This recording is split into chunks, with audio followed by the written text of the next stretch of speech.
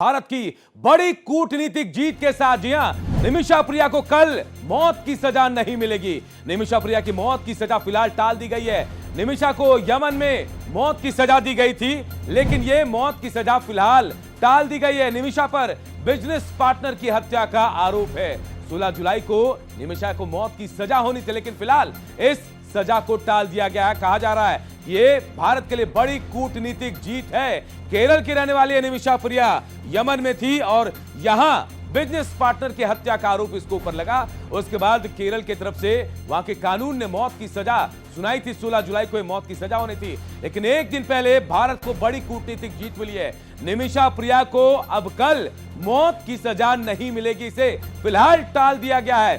बीच का कोई रास्ता इख्तियार किया जा सकता है। निमिषा को यमन में मौत की सजा होनी थी, लेकिन इसे टाला गया और इसे बड़ी जीत के तौर पर, भारत की कूटनीतिक जीत के तौर पर देखा जा रहा है। अपने बिजनेस पार्टनर की हत्या का आरोप निमिषा पर लगा था।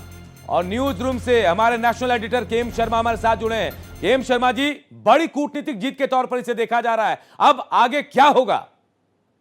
देखिए, जो विदेश मंत्रालय के जो सूत्र हैं वो ये बता रहे हैं कि फिलहाल निमिषा प्रिया को जो कल सज़ा दी जानी थी, मौत की सज़ा दी जानी थी, अब मौत किस तरीके से दी जाएगी ये बात अलग है, लेकिन उनकी फिलहाल मौत की सज़ा टाल दी गई है।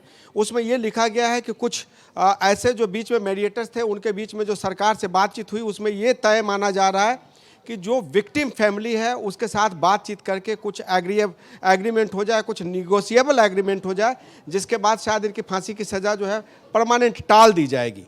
तो ये भारत की बड़ी कूटनीतिक जीत है, क्योंकि ये मामला सुप्रीम कोर्ट में भी गया था और सुप्रीम कोर्ट ने कहा था कि हम इसमें दखल नहीं दे सकते, लेकिन सरकार होती है। सरकार ने अपने डिप्लोमेटिक लेवल पे बहुत सारे अपने जो न्यूज़ थे उनको टाइट किया, लोगों से बातचीत की और बातचीत करके आज इस नतीजे पर है कि भारत के लिए बहुत खुशी की बात है। हालांकि इसमें यह बताना ज़रूरी है कि इन पे एक मर्डर का चार्ज है और मर्डर का चार्ज जो है मतलब वो मारना नहीं चाहती थी, गलती से ही मर गया, लेकिन मर्डर का चार्ज है और उसमें इनको फांसी की सज़ा दी जानी थी कल 16 तारीख को।